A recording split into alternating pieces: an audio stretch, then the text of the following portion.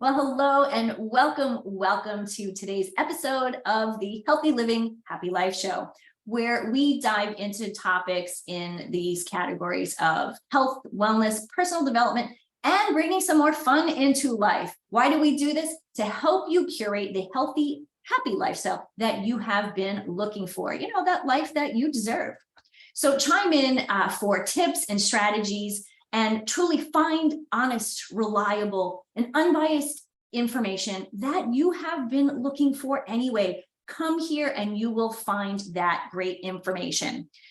Your healthy living, happy life journey is really important to you, to me, and to my guests today. So I'm really excited, whether you're just starting out on your journey or someplace in the middle, feeling stuck. My guest today will help you move forward in a very positive and helpful way. So my guest is Fiona Kane, who is a speaker on health and nutrition, healthy lifestyle, health and nutrition.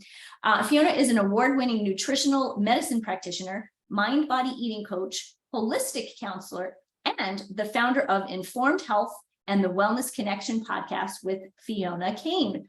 Fiona, welcome. Hi. So this is your short bio. Not so short, my friend. So Yes, that's who you are on paper. I mean, this is what you do. Tell us who Fiona is and how did Fiona get to be this expert in all of these different areas in nutrition and health and coaching? Yes, so I live in Sydney, Australia. You may have noticed my accent. And I'm 52 years old. And when I was in my 20s, I suffered from a couple of strokes and I was diagnosed with autoimmune diseases. I have two of those. And I pretty much had to learn how to manage my health. It's kind of the thing that actually, it's the thing that happens to people often when they're in their 40s and 50s. We start having health issues and then we have to start changing our diet and looking at our lifestyle. Well, that happened to me when I was in my 20s.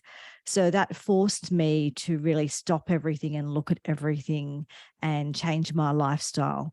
And what I found is that I was quite disempowered by some of my experiences when I was first diagnosed, and specialists can be fantastic. I love medical doctors; they absolutely play their part, but sometimes they can really freak you out too, and you can be left just feeling a bit disempowered or just a bit not knowing where to go.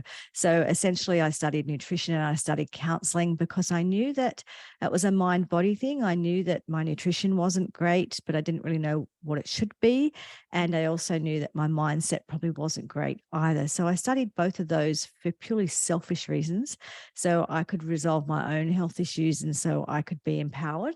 My autoimmune diseases have been in remission now for over 10 years. So I'm doing well on that number.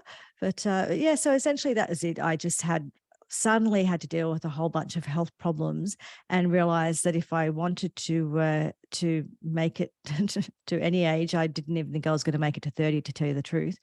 So if I wanted to get older and grow old and grey and all that sort of stuff, then I had to sort of change everything. And that's what I did when I was in my 20s. It's funny that you just said grow old and gray, and at 52, we're kind of like, I can, do without the gray. I've got a bit of that going on, and that's why I don't mind saying how old I am. I know some women don't like to say that, but I didn't think I was going to make it this far. So every year is a bonus for me. No, I think it's really important for you to tell people that, because it's been a journey. I mean, when you were 20 and now you're 52, that's a long time between learning that you have these autoimmune diseases and the two strokes. That's heavy for a 20-year-old. And the fact that you were able to really take control and figure out what worked for you, it is really empowering, to use your word. And I think it's really important that women, especially at this stage, now that we're at 52, this is when things start to kind of go awry. And we kind of hit that, oh no, what do I do now? The fact that you have been there and done that your entire life is really encouraging for people. Yes, and I'm glad actually that it happened earlier rather than later, because it's by watching my peers, it seems to be older, old dog, new tricks, all that sort of stuff. Seems to be harder when we get older to make those lifestyle changes. So I'm kind of glad that I was forced to do it when I did. No, it's really true. And we were talking about that a little bit before we came on air, as you get older, you don't want to change. It's as my mom would say, you can't stop eating things you've eaten your whole life. You can, it just is really difficult. And I Yes. totally understand that. Yeah. I'm sure there are things that if I had to give up completely, I would struggle with I'm also 52. Yes. But like you, I've been fortunate enough to empower myself to have figured out what is a healthy lifestyle for me. How does it work in my crazy busy world, and how to bring that into to my household with my husband and as a couple, because there's more than one of us here. It was a lot easier when I was single, to kind of live a certain way. And when we got married, there were some changes. He needed to make some alterations. I needed to make some changes. So I think it's really important to put it out there that yes, you can teach an old dog new tricks. And yes, my husband made a lot of those changes with me as well. We've been together for over 30 years, and he kind of just slowly adapted to what I was doing because it was a lot easier and we both felt better. The other thing too, I think is important to note is that sometimes people don't understand why they need to do something, and you don't necessarily need to do it. It's totally up to you. But what happened to me is I wasn't a very healthy child or adolescent or even young adult, but I didn't really recognize that I wasn't that healthy because I didn't know what it felt like to be well. So I didn't have that reference point, right? So when people said, well, you should stop eating this, or you should do that, or you shouldn't drink so much, or whatever it was, why would I do that? So it wasn't until I actually started doing those things and I was like, oh, this is what it feels like to have energy. Oh, this is what it feels like to not have headaches all the time. Oh, this is what it feels like to not feel bloated all of the time. I didn't know, you don't know what you don't know. And they were my normal feelings and normal experiences. So it was also on that level, I didn't understand why I would change anything. So if you haven't had a reference point of what healthy or feeling good is like, it's very hard to convince that person to change anything because that they've always felt the way they do. They didn't realize that that is different to anybody else. That's true. I have heard people say to me as time goes on when I'm working with them, I didn't know I didn't feel good. Mm-hmm. Yes, you don't. It's just your normal. And that's the thing. That's what happens too. As we get older, that's the thing is what we do is we collect issues as we get older. And because we usually do it slowly, so suddenly your hip starts to hurt and your knees start to hurt and your skin starts to go weird. And then your tummy, you start having problems and start putting on a few kilos, and all of this happens, or pounds, as you would say there, but all of this happens over time. It's gradual. So we kind of just collect all of these issues one at a time. And then often what happens too is that's where we go into that whole polypharmacy thing where we might take a medication for the first thing, and then that causes another symptom. So then we take, suddenly we've got reflux because of the medication we're using for our pain, So then we start taking a reflux medication and that causes deficiencies and we start to feel depressed. So then we go on medication for depression because, so we collect these problems over time. And all then of a sudden it's the treatments often help build into the next problem and the next medication. And, that's because it all happens so slowly, it creeps up on us. That's really true. And I've seen this, I see it so many times, when I talked about my mom a lot. She'll be 82 and she's one of those people, she's on 3 medications and she'll go to a doctor, whether it's a new doctor or some that she's seeing, and they're like, they're shocked that she's only on 3 medications. Yes. Mm-hmm. At her age, it's not unusual for it to be at least 8. Right. And, obviously, medicine has its place. We know that. Absolutely. But I think what we'll talk about a little bit more is how nourishing your body appropriately can alleviate so many of these problems down the road. And it doesn't have to take a long time to see a difference. So I know one of the things you talk about is, the attitude of nurturing and nourishing yourself. So let's talk about that. Sure. So when I work with my clients, I always work with them with a perspective of that you need to nurture and nourish yourself to health. Because what I find, and a lot of what we've been taught in our society, I don't know, but just in general, what we've learned, especially women, we've learned a lot of this punish yourself to health stuff. And that might work short term, but it's not going to work long term, and it's really going to do your head in because it's such a negative cycle that we get into. So, what will happen is, like I see exercise as a celebration of what your body is capable of. It's not a punishment for what you ate, but people see it as a punishment for what they ate. And so I can enjoy exercise when I see it as a celebration. I don't enjoy it so much when I see it as a punishment. And it's the same with food. We get such a messed up relationship with food when we sort of spend our whole life on diets. And then what happens is food becomes the enemy. And then we actually start to feel stressed around food. And once we start to feel stressed around food, when you think about it, food is something that is vital for life. It's not something you can kind of just go, oh, I just won't do the food thing anymore.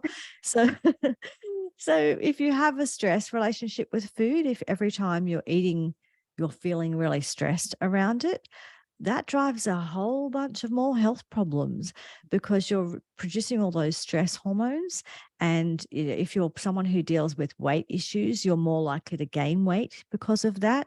You're going to have all the digestive issues. You won't be able to absorb your nutrients properly or use your calories appropriately. And so you end up with more problems. So being stressed around food and health and those things actually drives the problem worse. So when you're doing it from a place of hating on yourself or punishing yourself, you create that stress, and that tends to lead you back into the problem that you started with or make things worse. Mm-hmm. I love the concept of exercise as celebration, and you and I are on the same thought process with this. I enjoy going outside and going for a walk. I enjoy going out for a 3-mile run. If I have to, especially in the wintertime here in Minnesota, I'm happy to do it on my treadmill. It's for me, it's fun. It takes a half an hour. And I'm not going to I don't plan to be a world-class athlete. I'm just excited that I can do it. When I was growing up, I was born with a elongated ligament around my ankle. So my ankle when I would run, it would turn over and I would always twist my ankle. And so I never thought I could run or jump or do some of the things that, the kids would do because I would always hurt myself. Well, here I am as an adult and I'm running races. Yes. And so for me, I completely see that as joy and celebration. Punishment, to me, that's life is hard enough. Yes, yes, exactly. So I appreciate the idea of exercise as a celebration. But even still, exercise, if you're not nourishing yourself properly, there's no energy to do that. So let's talk a little bit. What is proper nourishment or good nourishment? Yes. So good nourishment is, with my clients, what I usually begin with is I teach them, it's two things. One, I teach them the nutrition itself, which I'll talk about in a moment. But the other is I talk to them about listening to their body and paying attention. So when we are paying attention and when we are really listening to our body and listening to all those signs and signals, we do start to notice how food makes us feel.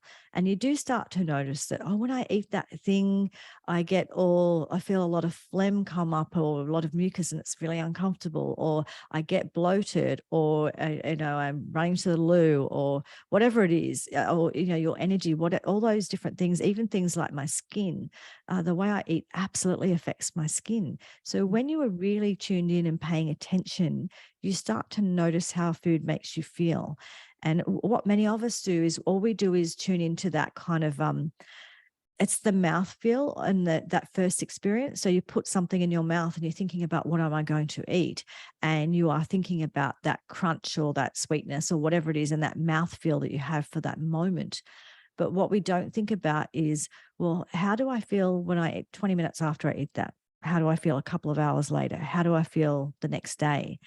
And what I've learned is I've learned to remember in my mind, have a reference point for, okay, when I eat that meal, so I can't eat gluten, right? So if I sat down and ate a gluten-based meal, I would feel bloated. I would feel really, really tired. My brain just starts to just go offline. I just really can't think straight. And also that tends to drive my autoimmune issues. So I just don't go there. But I've learned that over time that's, so when I think about what am I going to have for my next meal, what I think about is, what do I have to do for the rest of today, and how do I need to feel, and what will help me feel that way? And that might be different for different people, and everyone's got their, some people have more meat, less meat, that kind of thing. But essentially what it looks like is a diet where you're having protein with every meal. Now, I personally prefer some type of animal protein, but some people prefer vegetarian proteins. And if that works for your body, that is fine. Essentially, though, it's kind of it's what our great grandparents would have known. It's the meat and three veg kind of diet. When you're basically eating real food, you're having protein, you're having your veggies, you're having, some fruit and some nuts and seeds, and you're using good quality oils like olive oil, and just real food. If your great grandmother doesn't recognize it as food, then that's probably not a real food. So you're having, the old block butter that was hard as a rock. That's the real stuff. You're having the milk that's actually got the cream in it, the milk that's just the original milk that your great grandmother would have known. So just real foods, eggs, and not being afraid of eggs and cholesterol and all that sort of stuff, because it's not an issue. Eggs don't affect your cholesterol in any negative way. So it's just eating real foods, having protein with every meal, and is tuning into your body and seeing what works for you, and not just what works for you today, because sometimes people do a set and forget. So they say, oh, I've gone onto this diet and I feel fantastic, but then 2 years later they don't feel fantastic, and they're starting to have nutritional deficiencies that have come on over time because of their healthy diet, and they don't relate it to the diet. And so we have to kind of stay conscious and not get too, people get quite, religion's a whole separate thing, and that's your own business, but people turn diets into religions and they get very attached to them. And I think that it's best to just get attached to, how do you feel? And is it working for you? What do your blood tests look like? What's going on for you? As opposed to, my religion is this type of diet and I have to eat this way. When we do that, we don't tune in, we don't pay attention to what's working for us. And what works for me at 52 is probably not the same thing that would have worked for me at 32. You use my phrase, real food. I talk about real food all the time. Yes. And you said it so eloquently. You're right. I think of, my parents grew up in England. What their food was, it was very different from what we have, had growing up. Yes. Sugary cereals, they didn't have any of that. No. And we grew up thinking this is what breakfast is, breakfast is supposed to be, breakfast of champions. And there was no protein at breakfast, unless you had, eggs and sausage or eggs and bacon, but that was leftovers, that was a Sunday meal. Yes. So I think, culturally, it's interesting how our diets have changed. And what we have been told is good for us isn't necessarily good for us, or maybe in a smaller percentage. I have to admit, one of my favorite, I love cereal. I'm one of those people who love that, like the geeky kind of like hard, like bland cereal. My husband like, how do you eat that stuff? It doesn't taste like anything. But it's like you said, it's that mouthfeel. I love the crunch. Yes. But generally, if I'm having that, there's that with a little bit of fruit, and maybe there's an egg or a protein shake. So I've learned through the years myself what works, and even I fall off the wagon, so to speak, every now and then. Yeah. Yeah. And That's fine too. It's okay to, like, we sort of talk about falling off the wagon or going off track. I always say it's only ever about the next meal. It's just about your next choice. Because if we see it as a wagon or a track, then somehow we feel like we've failed if we fall off. And also it becomes this big thing in our minds about how do we get back on? Oh, I've got to get back on. How do I get back on? It's really hard. It just becomes, I don't know, it's just a weird mind thing. So the way I see it, it's only ever about your next choice. So this meal, you made a choice that maybe wasn't so great. That's all right. You're a human being. You're allowed to. But just your next meal, your next choice is, am I going to go for that walk, or am I going to have protein with my next meal? Just focus on your next choice, and then you don't get caught up on the on or off the wagon or good or bad, or, we've associated so much emotional kind of language with food and behavior that we spend all of this time using language that really is quite punishing to ourselves. There's that word again. You're right. Yes. And it's true, because so often I say with my clients, like, make it right the next bite. So, Yes. and you just said that, next meal, next choice, whether it's exercise or, what are you going to eat next meal? Yes. So important. Yeah. And of course, this gives us energy. That this type of nutrition, real food, gives us energy. Yes. Yeah. So protein keeps your blood sugar balanced for hours. So it keeps you going until your next meal. And we have to remember that everything in your body pretty much is made from protein. So whether it be, skin, hair, nails, the whole digestive system, all the mucous membranes, so all the wet bits inside of your mouth, all the way through down to your bottom, all of that is made from protein. And so if we're not eating enough protein, that all tends to have problems. But also protein is used to make neurotransmitters in our brain. So things like serotonin and melatonin for sleep, all of those things, they're all actually made from protein. So you also need various vitamins and minerals to go with that, but protein is the basis of it. So, and energy, everything. So protein's the beginning for all of that. And then, yeah, sure, you add in your carbs because, with your veggies, you feed your microbiome. You get all of that lovely fiber for your microbiome and to keep things moving. And that's really supportive of energy and your immune system, that kind of thing. So it's getting that balance right. And the good fats, because also all the structures in your body, they're made from fat and protein mostly. So if we're not eating enough good fats, we can't make those parts of our body, including the cells themselves. So sometimes people, you don't really think about this, but our body is made of billions of cells.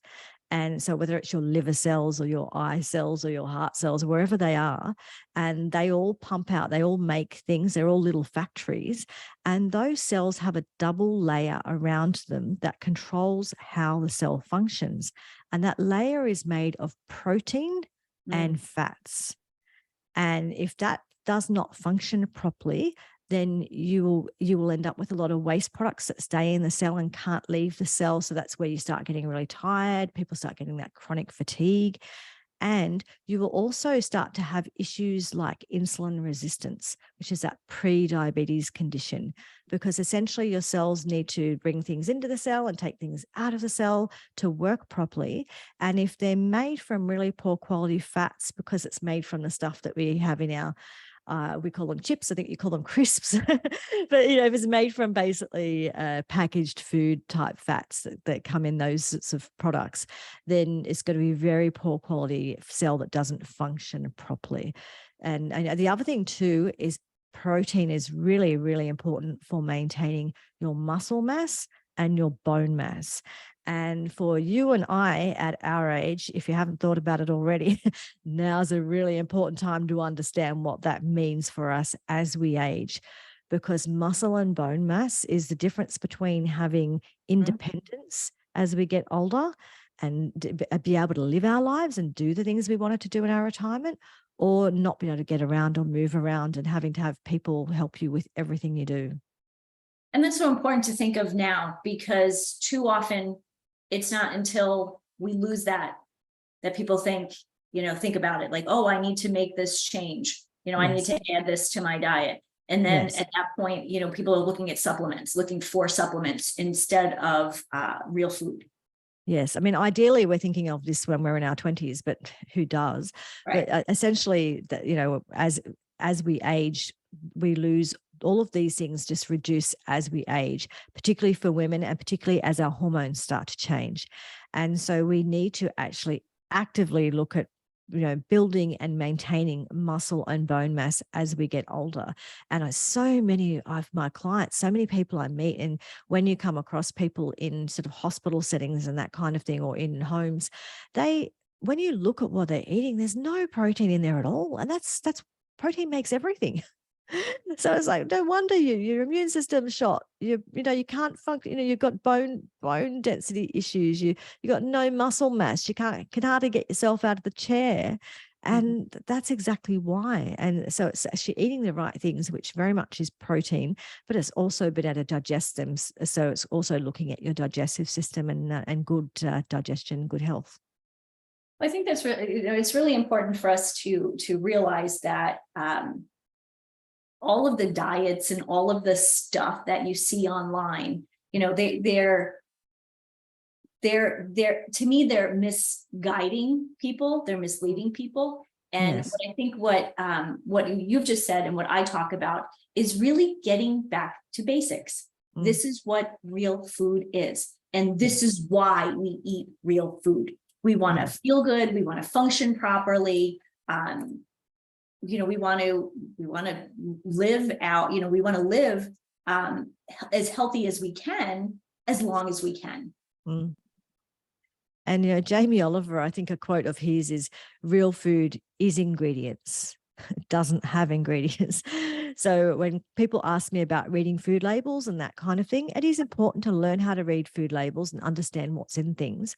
However, if you're using the ingredients themselves, if you're using the olive oil or the eggs or the meat or the veggies, you don't need to learn how to read any labels, because you're just using the real food. If you are getting something in a packet, though, my recommendation is no more than 5 ingredients. And they should be things that you actually identify as food. So if you need a biochemistry degree to understand what's in there, probably not a good idea, or it's just something you have occasionally, that's fine, but don't make it part of your regular diet. Right. Fiona, it's so funny. So that quote by Jamie Oliver is in both of my books. Real food doesn't need ingredients. It is the ingredient. Yes. And it's so true. I love watching him cook. I love watching his young son, Buddy, cook. Yes. Because if young people watch him and see what he's making, and these are delicious, simple meals, usually 5 ingredients. Yes. They're mouth-watering, they're delicious.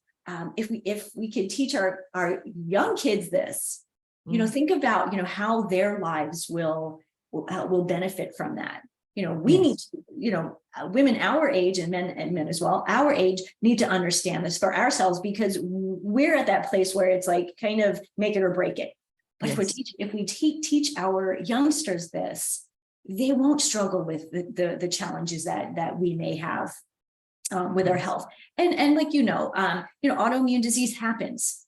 You can't wake up and say, nope, I'm not going to have that. But you've also learned that you can manage it very, very well with lifestyle and food. Yes. And there's genetics and there's epigenetics. And so genetics is, I've got, blue-green eyes or fair skin or whatever it is. So genetics is, what you're born with, but also genetics is, in my family, there's certain conditions that are in my family. So there's certain cancers and whatever that are in my family. So genetically, I suppose genetics is what you would call the loaded gun. So I've got all of these issues that could potentially happen based on my genetics. And then there's epigenetics, and epigenetics is a big field, but the part of it that I'm going to talk about is whether or not that you pull the trigger. So epigenetics is the lifestyle factors. And depending on whose science you read, maybe epigenetics is 70 to 80% of it, and then genetics is 20 to 30%. So 20, 30% is, oh, well, bad luck, things happen. And that's life, that's true. But about 70%, maybe 80% is what choices you make will affect whether or not it happens. So whether that gene switches on or off is dependent on your thoughts, what you eat, whether you move your body. So I like to sort of work with, I say, well, okay, that's pretty good. There's a big percentage. I have a big input into this. I can contribute to this in a big way. So I work with the part that I can work with, and then, life is life, and that's okay. So it's not about shaming anyone. Oh, you got that disease because you did something wrong, or you're bad, or whatever. But it's just saying, all right, well, if I've got 70% influence, 70 to 80% influence, I'll work with that. And when you do that, it does make a big difference. Like I said, my autoimmune conditions have been in remission for over 10 years now. And that was me working at it to make that happen. And sometimes people can do that and sometimes people can't. Again, no judgment around that, but you can certainly manage a lot of symptoms and a lot of health issues by managing your diet and lifestyle. And even if it's just reducing some of what's happening for you, in some cases you can, reverse things and go into remission with things. And in other cases, you can just manage things, but managing them is a whole lot better than not. So there's you can empower yourself, and there's how well it works depends on a whole bunch of factors. But yes, we can contribute a lot. Absolutely. And one of the things I want to talk about lifestyle wise is something that too many of us ignore, and that is sleep. And yes, how that affects us negatively and positively. Let's start with positively and negatively. Yes.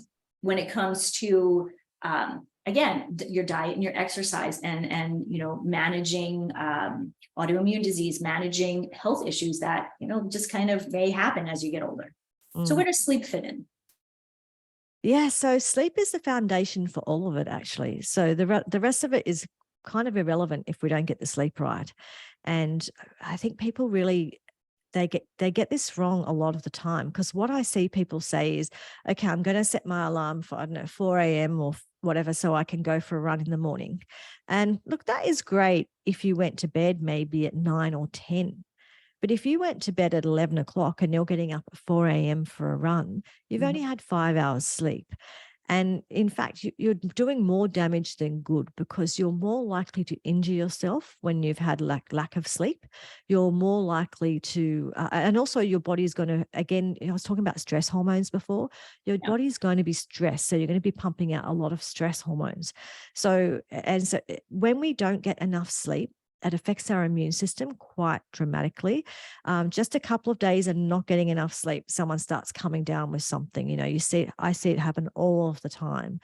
And the other thing that when we don't get enough sleep is it actually not enough sleep itself causes insulin resistance, which is that pre-diabetes.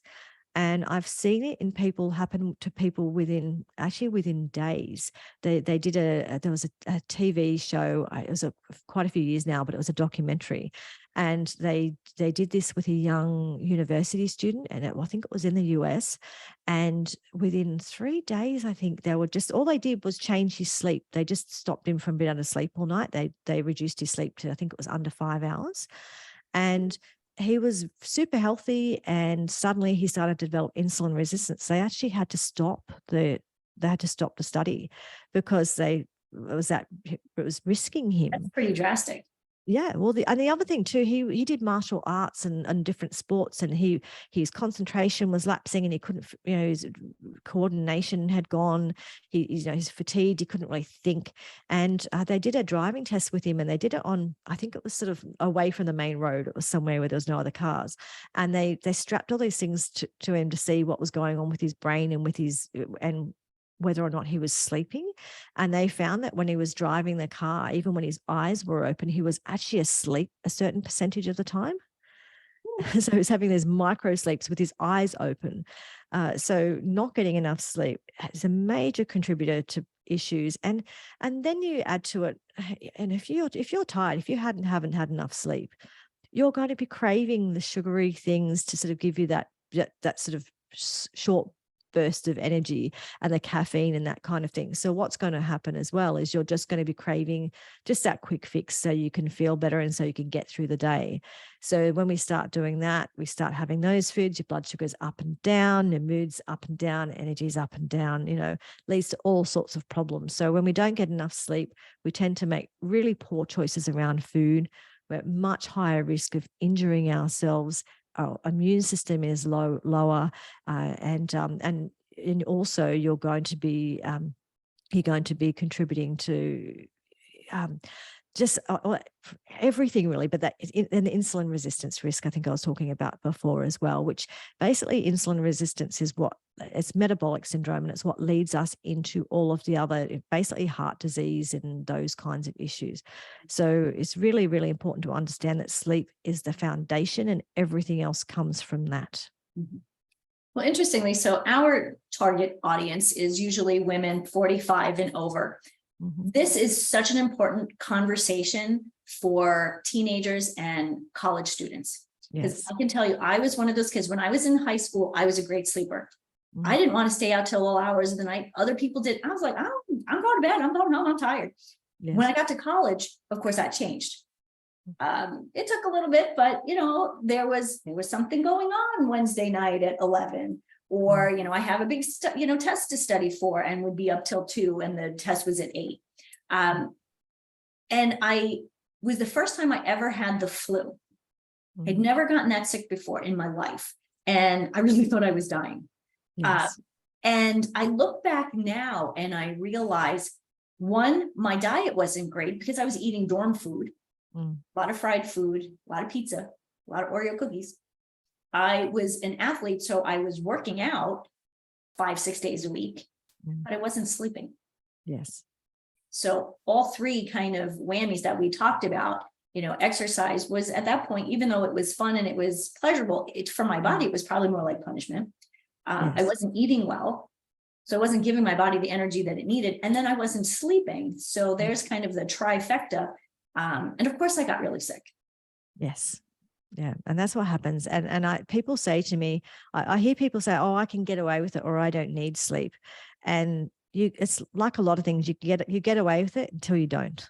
That's as simple as that. So you might feel like you get away with it, but ultimately you don't. And the other thing that's happening too when we're asleep is there's two major, well, lots of major, but I'll just mention two things that are happening overnight when we're asleep.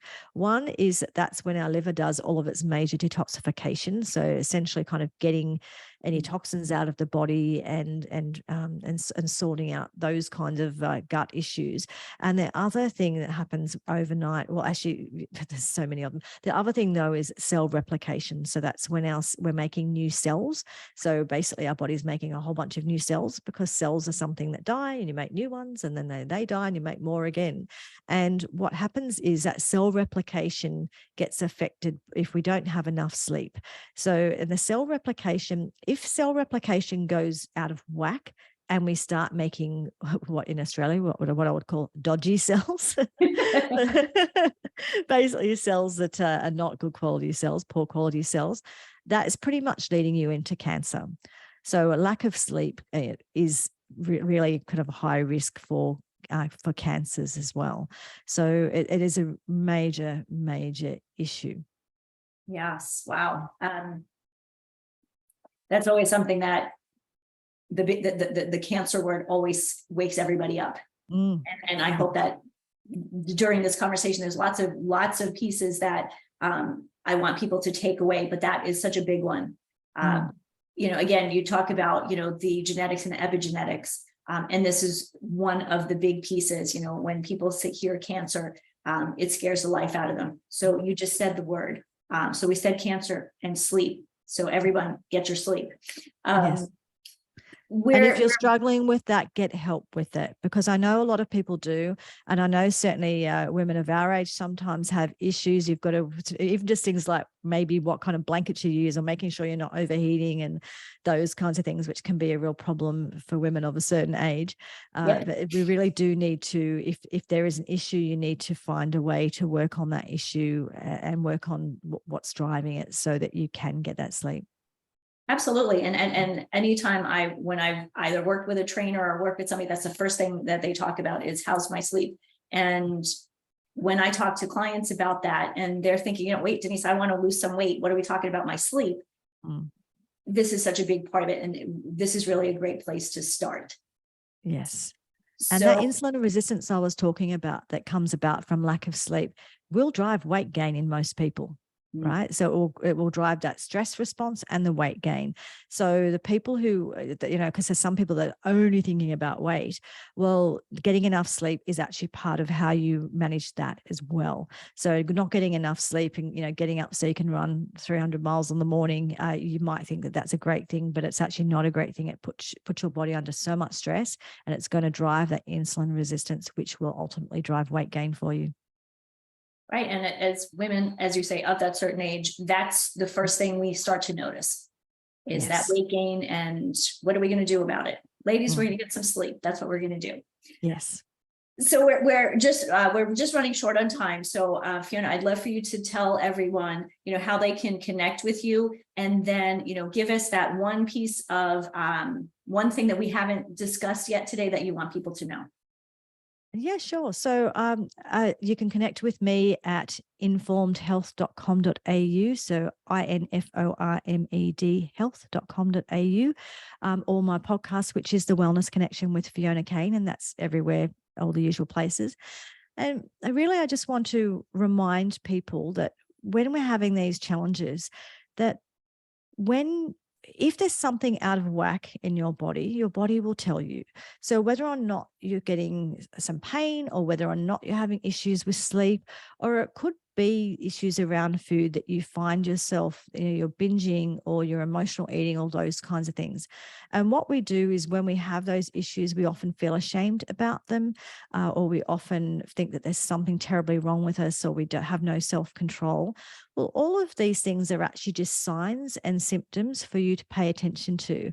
So they're just messages. So all of those things are messages from your body to pay attention, and it means that something is out of balance in your life.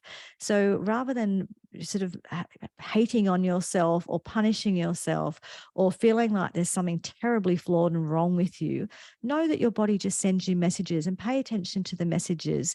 And when you do that, you will start to learn how to work with your body. Your body, you stay alive all night because your body does a whole bunch of processes to keep you alive. Your body's pretty amazing when you actually understand what it does to keep you going day to day. So a good place to start, I think, with any health program is actually just starting by at least having a lot of respect for your body, understanding how much it does to support you, and start paying attention to it, so that, basically it's the longest relationship you are going to have in your life, you and your body. So it's really good to develop a healthy relationship and start to listen. I love it. Thank you so much. That's a great piece of advice. Thank you, everyone, for being here, for listening to us on the Healthy Living Happy Life show, sponsored by livinghealthylist.com. We are here to help you find that healthy, happy lifestyle that works for you, so you can truly enjoy life, feel fulfilled, feel good, and enjoy. So thanks again, everyone. Until next time, I leave you with this: healthy living, happy life. Have a great day.